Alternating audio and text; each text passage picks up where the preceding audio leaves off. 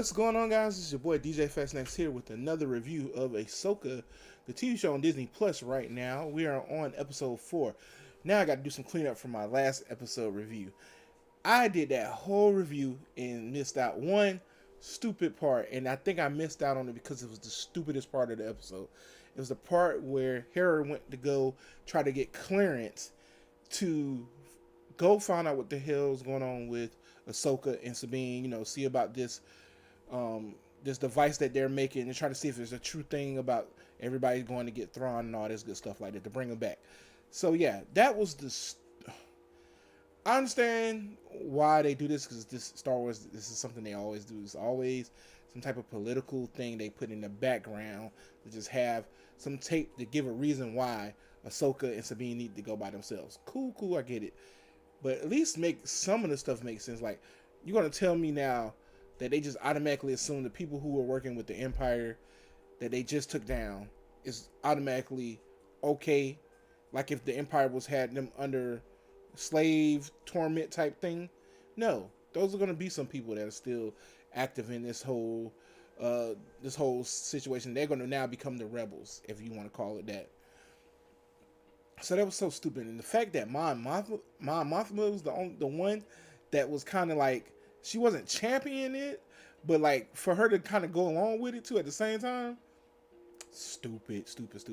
And then that guy, I heard that he was basically, his character dies if you watch the what is it, episode 7, New Hope. No, not New Hope. Oh, New Hope. I need to get slapped in my head. Force Awakens. In Force Awakens, at the end, when the new fake Death Star blows up all those planets, he was on one of those planets and he died. And his son is a major character in one of the third animated series that came. Well, yeah, I think it would be considered the third animated series that came out since Disney took over, which is I forget what the name of that series is. It's not Rebels. It's something else, but it didn't connect with me as much as I thought it would. So I was like, okay, cool, whatever. So I kind of left it alone. But yeah, apparently the main character of that show, that was the son of that guy who was talking all that trash in episode 2. They tried to get them to go, and then the fact that Mon Mothma uses Ezra as like, hey, are you just trying to do this again so you can look for your person, your friend that was part of your group, and all that other stuff like that. Like, yeah, but I'm not. I'm also looking at the fact that this guy is going to come back, and we already know how smart he is and how he does things. Why? Whatever. But yeah, beyond all that, that was the stupidest thing to do, and the fact that they introduced Jason Sandula. Now, I'm gonna go into this whole episode right here, just talking about just how stupid it was for Hera. I'm gonna start with Hera. So stupid for Hera to bring Jason on this thing. So if you didn't notice, I mean, that was probably the one main reasons why they did put that dumbass scene in the last episode. It was so they could have a reason to be a rebel. So they could have that scene where they could do that line. Well, I was a rebel. All that stupidness. So I kind of get that. So, and I was expecting her to just go anyway. I didn't expect the people that she got, which was some of randos. They had to die, but I think one of them was one of the directors of the episodes. Either director or producers, and then the guy that's been on Mando and a couple of the other Star Wars shows. He was from I forget the name of that show, but he's always in, like, the Asian guy. He's pretty cool. I'm glad they actually had him come back and reprise his role in this show. Also, again, dumb. She was dumb to bring her son. Why? Why would you bring him on this mission?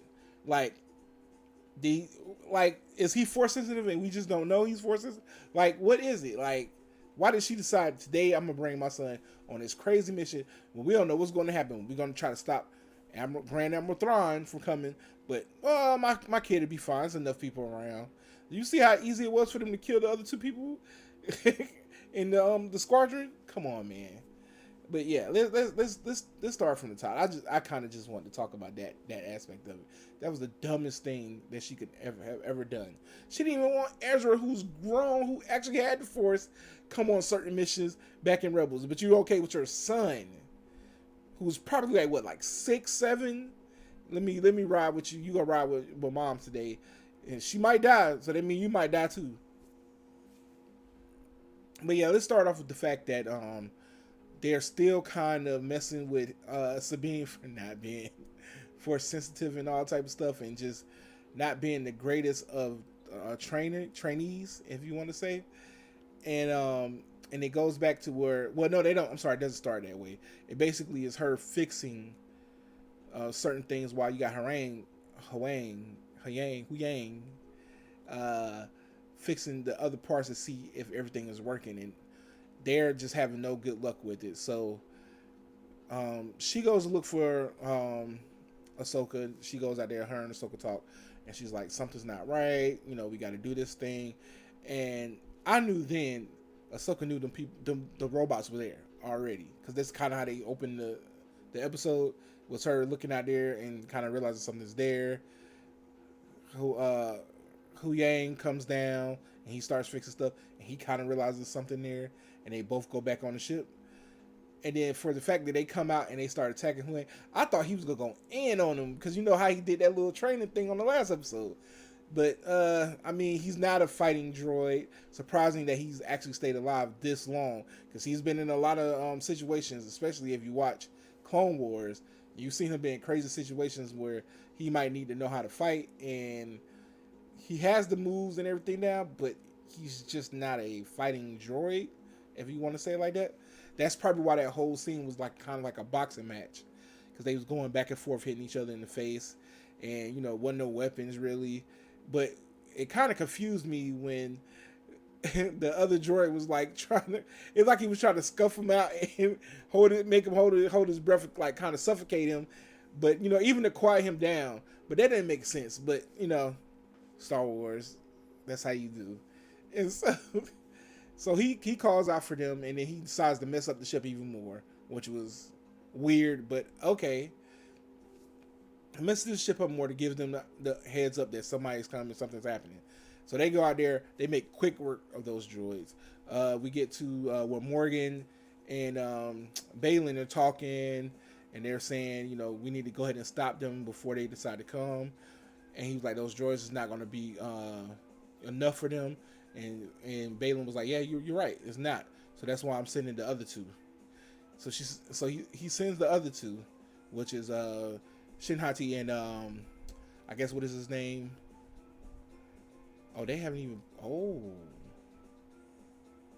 I forget the Inquisitor or whatever. I forget, he has a name. I forget his name, but yeah, he sent both of them there. So Ahsoka's like, hey, look, we need to go ahead and just take this to them, so they won't be trying to mess up old boy from fixing the ship up. So she goes out there. They meet up with them. They both fight. Now, mind you, Huang said, hey, y'all work together. Y'all work better together. Stay together. That was like the clearest point in this whole episode. Stay together, right? So in the beginning, when they first was fighting, it looked like they was going to do that. But then the fact that they split off, I was like, this robot just told y'all that y'all need to stay together. What are you doing? So you get Ahsoka, and you get the Sith Inquisitor, and then you get Sabine, and then you get Shin. Now, my mind, I ain't gonna lie, just because Sabine has that armor, that just means she's a little bit safer from getting stabbed again. But she got worked on the last time. Like, Shin worked her good. So I mean, I don't understand why she thought she was gonna do anything. And so they were fighting, and their back and forth was pretty cool. Now, this is where the shock on Shin's face when she realized that Sabine didn't have force powers. Because I know a lot of people might think that she used the force, but it was just strong enough to move her head back. No. She flinched because she she didn't know how strong she was gonna be. So when she did it, it surprised her. She was like, "Wow, you're actually pretty good with a lights." Like I'm thinking, this is me talking out loud. She's pretty good in training, but she doesn't have the force. Oh, so I don't need to be scared of her. Whatever like that. I'm fed to work her, thinking to work her again, and basically, sure enough, that stuff was going on. So they were fighting, and we go back to the Ahsoka and the Sith Inquisitor guy. And I wish I could remember this dude's name. I can't remember his name, but because he actually has a name. So they're fighting, and it was cool because it's been a long time in any series that you've seen Ahsoka use one lightsaber. Because I think it was in the earlier Clone Wars when she had one lightsaber, but then later on she got two. And so for her to use one, and then the style she was using, it looked like it was a broadsword style, which I think is also looked like it was the same one later on in the episode that Balin was using too. But so she was fighting him, and the anticlimactic moment when he starts spinning the thing, it looks way better in animation, and it's more menacing in animation. And this is like, all right, you gotta let me wait for my sword to power up, so we just gonna watch while it spins. And they both were like, all right, cool. And they both just looked and waited for it to get to speed so he could start fighting. And I was like, it doesn't give you that same feeling as if they're both just standing with their lightsabers getting ready to make the first move. It's just more like we were just waiting for something to power up. And so for him to do all that and to basically get cut down, Darth Maul style, and with one hit, shows one how strong Ahsoka's actually gotten since the last time we've seen her, in the animated form. Because you really can't tell how strong she was, in the other shows, the live action shows with Rosario Dawson. So that's pretty cool. She cut him out. Now this is the tricky part. Everybody thought this man was gonna be some special person. Everybody thought it was gonna be Ezra. I was like, this defeats the whole purpose of the show. If Ezra is already there on the planet with them, that defeats the purpose. They thought it was Starkiller. Starkiller is not in canon anymore. It would make no sense for them to bring it back, seeing that they basically replace him with the Sith Inquisitors. So that doesn't make any sense. But I understand why people thought it was him, because of the simple fact of Sam Witwer. I think that's how you say his name. He was the one who played the character in the game, and he also played somebody else in the series, but that was the voice he played the voice for that guy. So I'm like, okay, maybe it could be him. But at the same time, I was kind of it didn't make sense. And then any other people, I was like, it's probably just some rando. That on the last episode, I was like, it's probably some Lando that nobody, Rando that nobody knows. I'm talking about Rando that nobody knows, and it's not even going to matter. And then the fact that she sliced him and the dust came out, the only good thing from that scene that kind of got me hyped was the fact, oh shoot, that was her using the the dark side witch magic or whatever, and she probably brought somebody back to life, which probably was an Inquisitor that died earlier in the show, like in the series overall, like in the Star Wars whole history thing. So that was pretty cool. And then so she goes back, and then she goes looking for she leaves I'm sorry, they both were fighting, Sabine and Shin, and and for some stupid reason,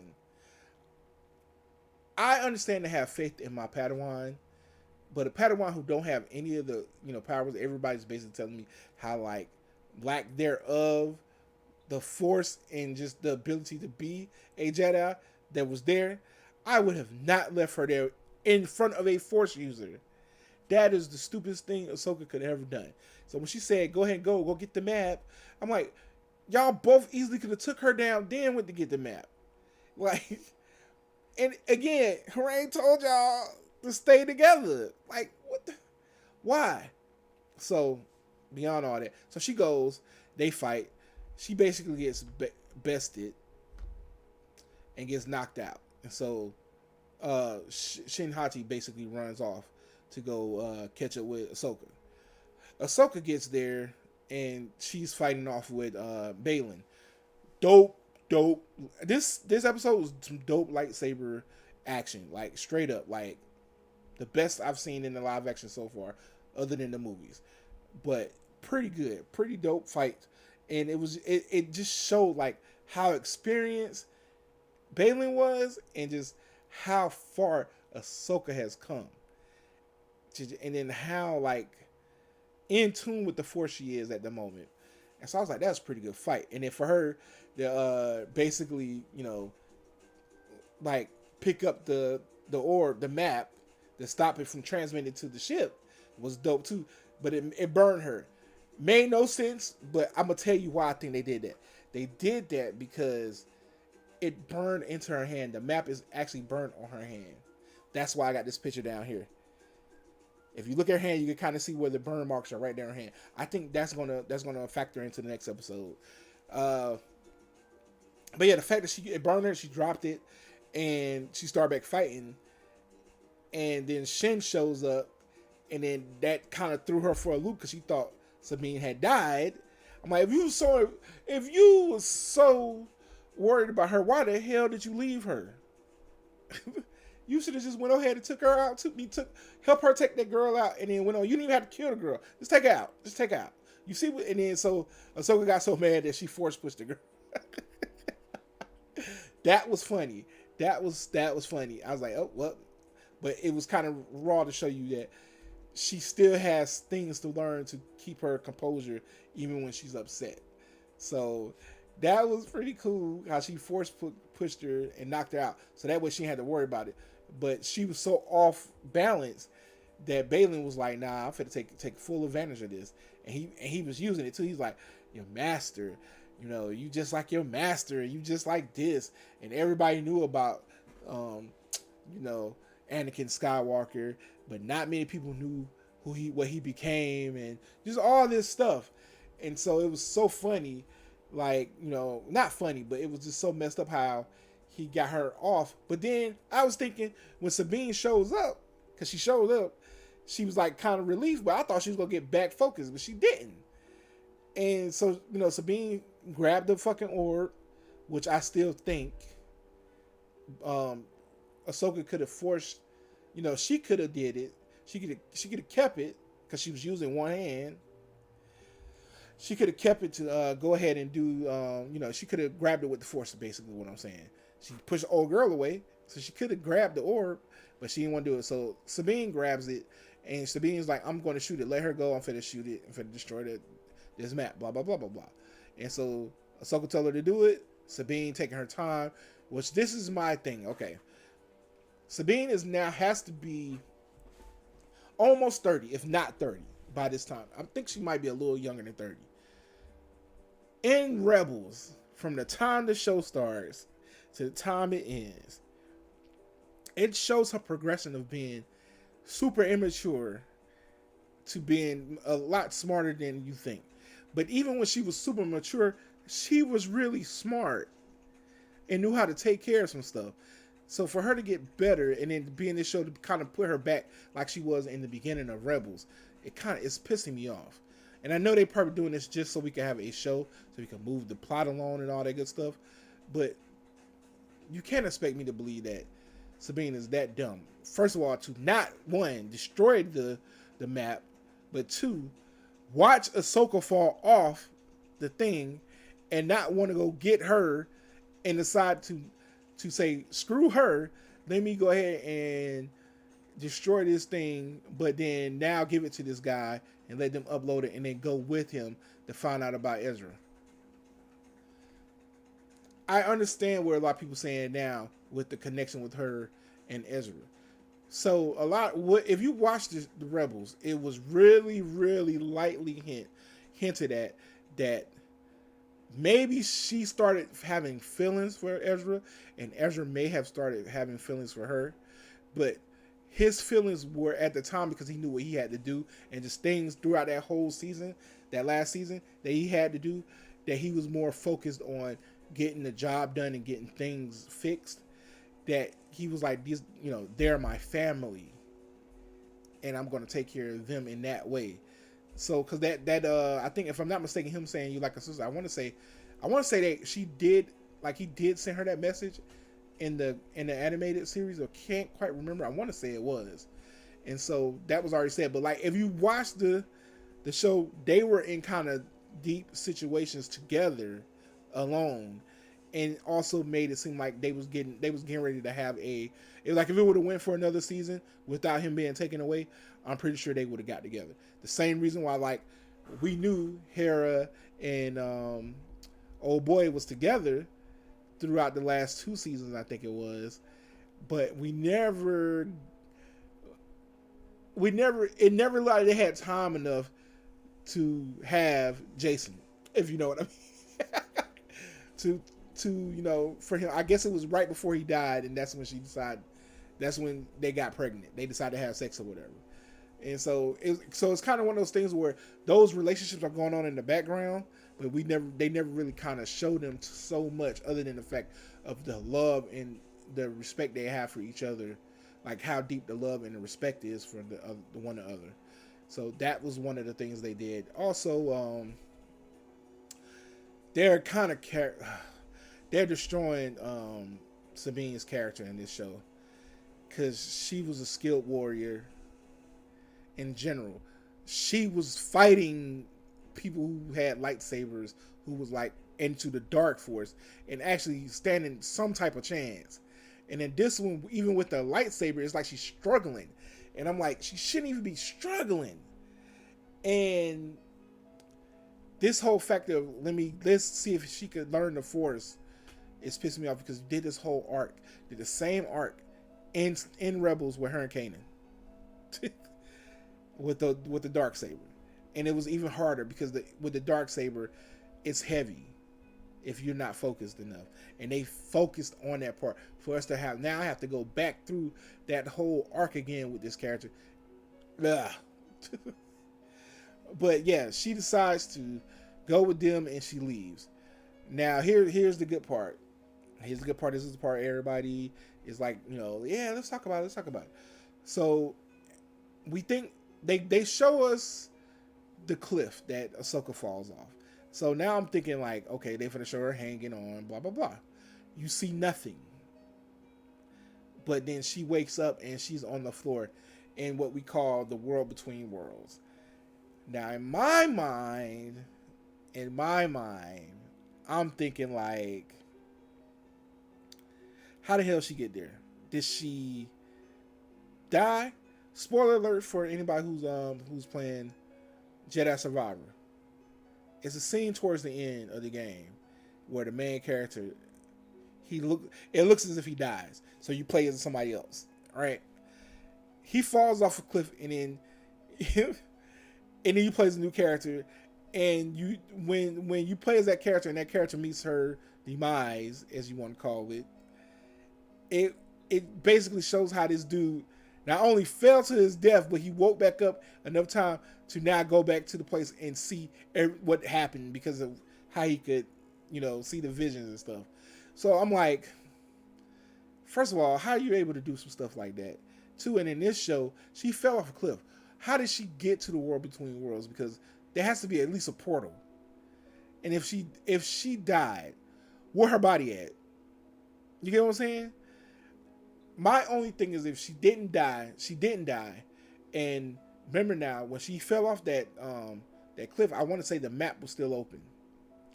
And if the map was still open, it opened up a portal that she probably fell through. That's one way. Let's go ahead and say, apparently in some part before Anakin went to the dark side, he was able to find the world between worlds, and he was able to do the same thing that Ezra did to Kanan. Well, I'm sorry, to Ahsoka when he pulled her in. So I'm thinking he maybe pulled Ahsoka. Anakin maybe pulled Ahsoka in. Okay, cool.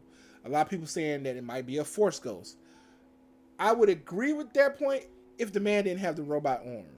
Now, this is TV. Maybe it is a Force ghost. And the reason he has his arm is because they didn't want to do a brand new picture, like all together. So it could have just been video rendering of an old picture with Anakin's face on there, so you could do motion cap on there. So they de-aged him, so that could be it, and that's probably why he has the robotic arm. Okay, but yeah. So she wakes up in the world between worlds. That's cool. Um, as a fan, I'm excited because of the world between worlds. As a casual person, just say they got into it at Mandalorian and they're just watching these live action stuff from Mandalorian to now, they're gonna be lost. Like what the hell is this? They're gonna be lost as hell. They're gonna be lost as hell. Man, I can't wait till the next episode. I want to see what's gonna happen. This Morgan chick, I have a feeling like I think she's gonna be thrown to the wayside and she might die. So it'd be for nothing for her to even be on the show. Other than the fact of just getting them to where Ezra is. Ezra, we're halfway through and we've only seen him in in the little thing. The we only see him in that part, so I know they didn't hire this guy to just be in that one little scene. So again, what the hell is gonna happen with Jason? Bet $20 when Ahsoka comes out, whatever she is in the world between worlds, she's gonna meet up with her and she's gonna give her the coordinates. It's on her hand, and they're gonna go, and she's gonna take Jason with her. Watch, bet money. So, I mean, it's a lot of conflicting situations happening in this show, but I am enjoying it because if it's not crap, super crap, more Star Wars content is always better. So I can't wait for the next episode. If you like what you hear, if you're enjoying what you're seeing, if you're in the comment section, go ahead and put a comment. You like something, like the video. If you want to get more information about me, just things I do, my DJ stuff, my gaming stuff, go ahead and just search DJ Fastnext in all social media platforms. And until next time, guys, I will see you later.